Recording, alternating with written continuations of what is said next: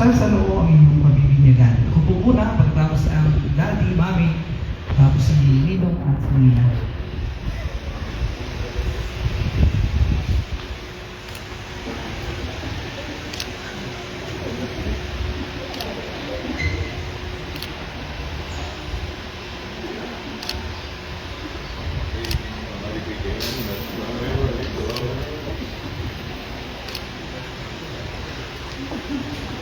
Pakikusan na po, huwag yung awal lawayan at mga mabalis mo.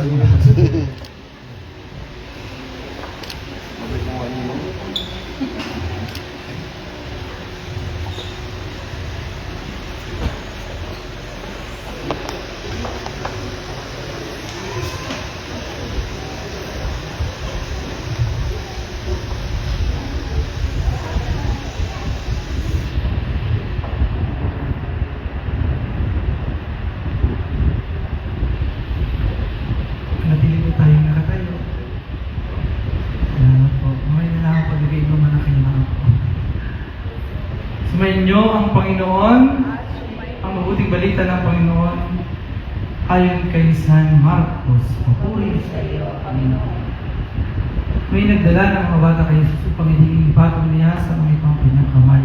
Ngunit pinagkaan sila ng mga alagad. Nagalit si Jesus nang makita ito at sinabi sa kanila, pabayaan ninyong lumapit sa akin ng mga bata, huwag niyo silang sawayin, sapagkat sa mga katulad nila naghahari ang Diyos. Ito ang tandaan ninyo, ang sino bang hindi tumanggap sa paghahari ng Diyos tulad ng isang maliit na bata, hindi mapapabilang sa mga pinagalian niya.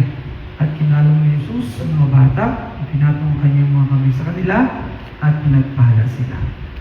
Ang mabuting balita ng Panginoon. So kayo naman po ay catechize na, alalaman na ninyo kung ano yung kalagahan ng sakramento ito sa ating kaligtasan at yung mahalaga din yung responsibilidad bilang mga magulang, ninang at ninang. Nalaman ko po, sumikapan na lamang natin ngayon gawin sa tulong at panalangin din ng mga banal. Dapat itong ating mahal na ina.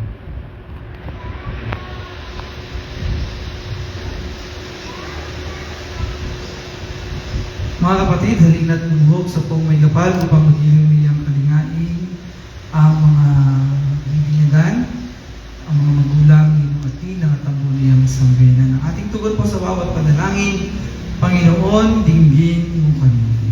Panginoon, dinggin mo kami.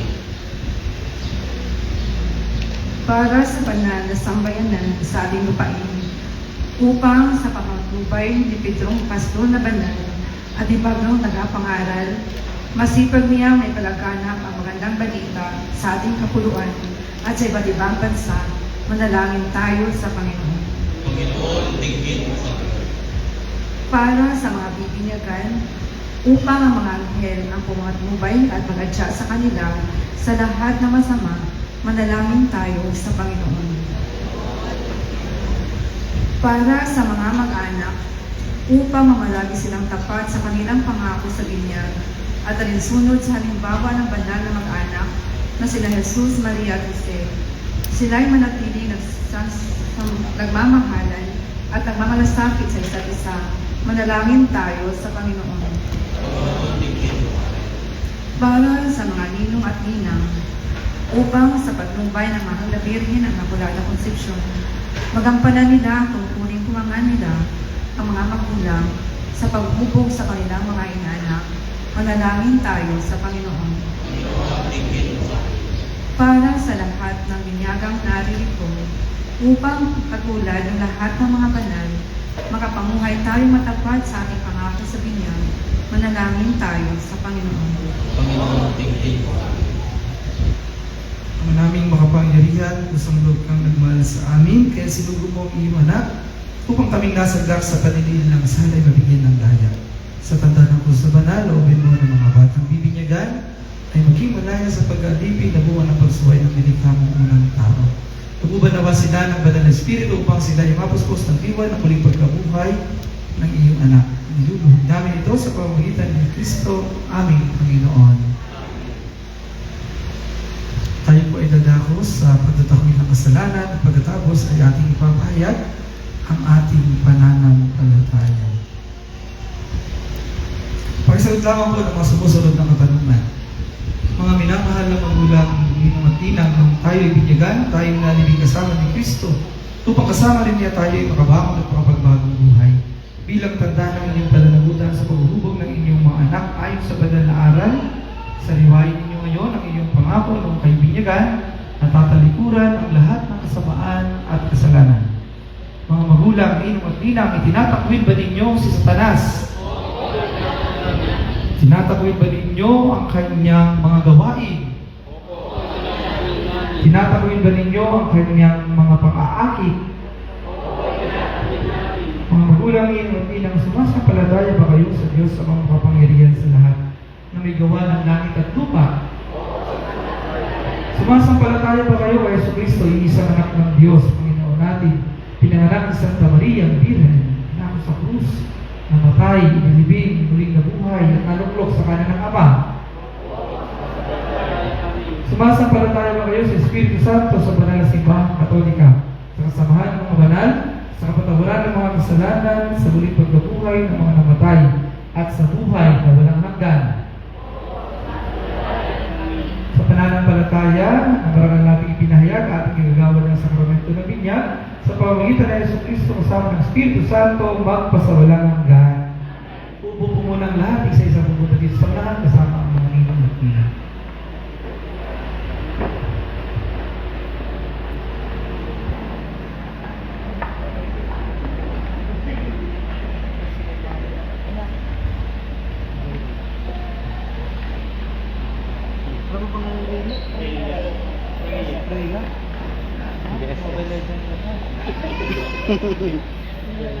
Motibo ang SS niya.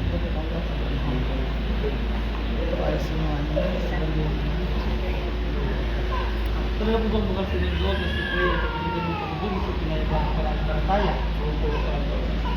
At ito na natin sa hindi.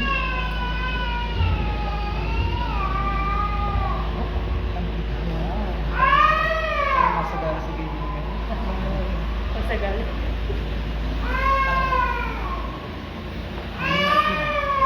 Rhea, ikaw ay binibigyan mo sa ngalan ng Ama.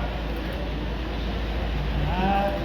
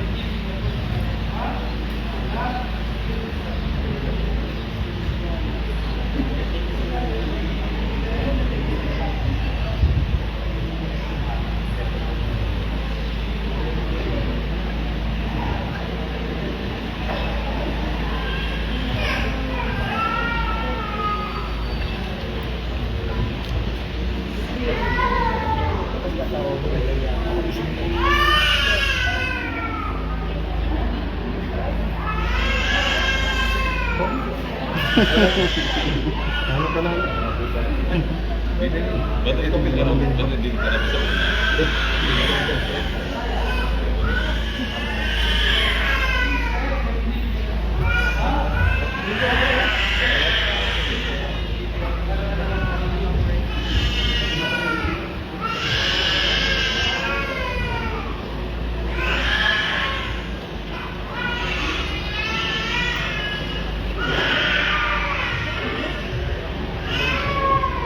Tatay na bulit ng lahat.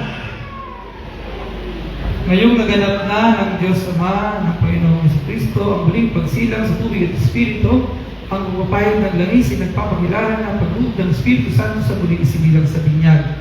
Maging matatag nawa ang mga batang ito sa kanilang pakikiisa kay Kristong Hari at Propeta ngayon at magpakailanman.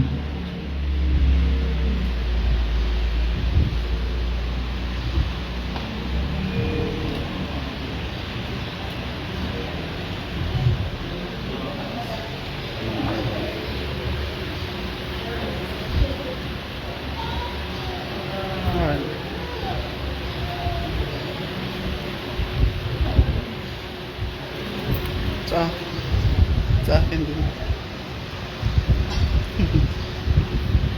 Ang damit pabinyag. Ang damit pabinyag ay tanda ng muling pagsilang kay Kristo at ang dakilang karangalan ng mga anak ng Diyos. Naway manatiling wagas at walang bahid-buhi sa kanyang karangalan hanggang matamo nila ang buhay na walang hanggan. Amen. Pagsindihan na po mga kandila, dito po tayo kukuha ng ilaw, no? Ay, isishare na lang po sa inyo yung liwanag ng kandila.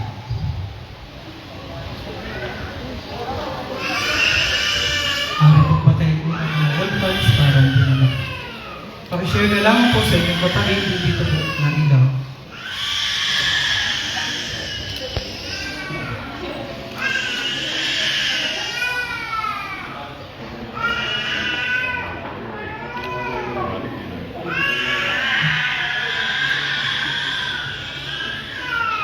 Nahulog ko yung ano. Ayaw magpasok sa nanay sa lupa.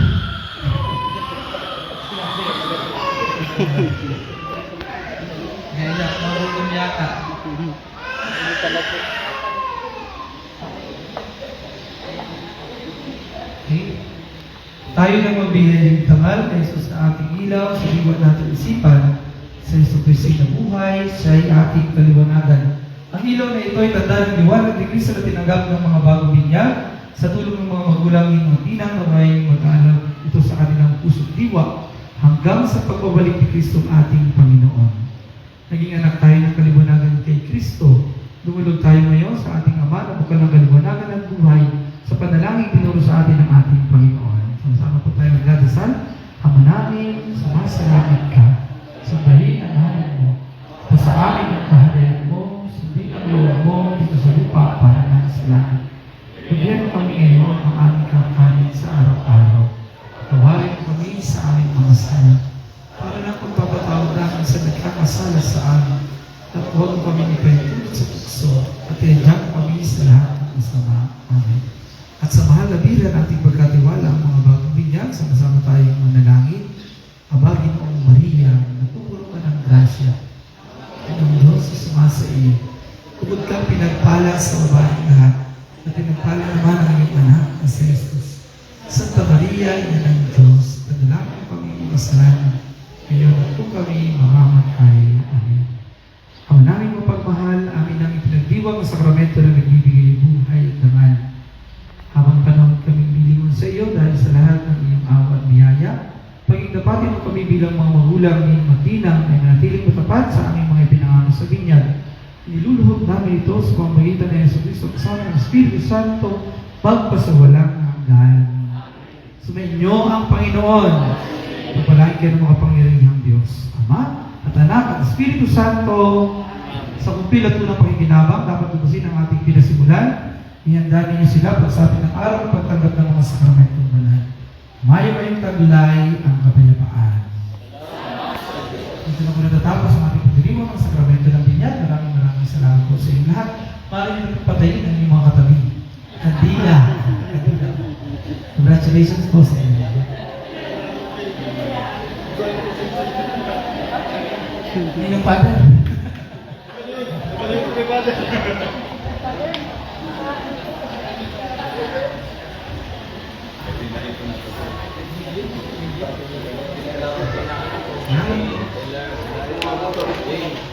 Maraming po kayo kumuha ng mga narawan dito para tuloy natin ang kayusan at pagkamigan ng banbagan.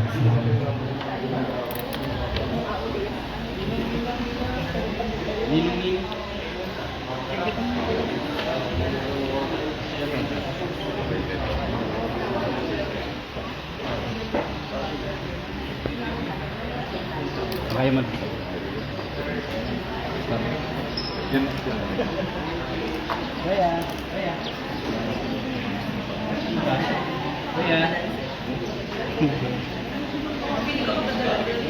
Kaya.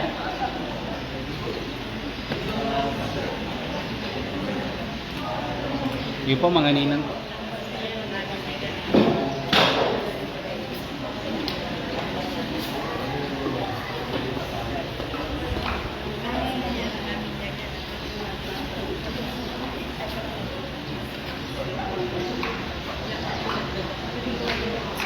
Pwede po.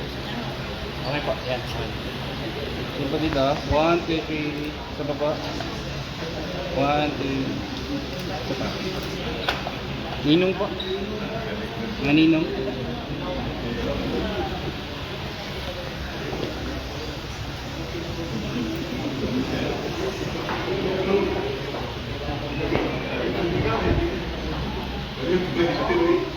Pwede po usog ba? Usog. Okay po. 1, 2, 3. Sa baba. 1, 2. Sa ba? At sa'yo po ninong-ninong dapat magkasama.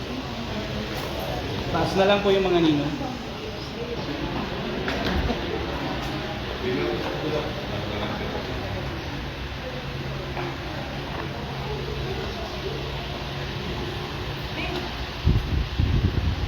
Okay po, 1, 2, 3, isa pa po. One more, 1, 2, 3. Okay.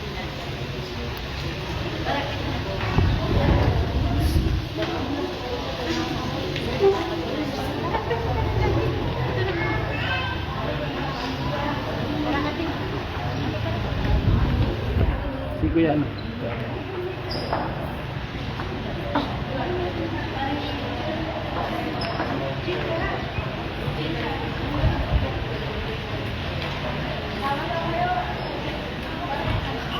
Sige po, ta.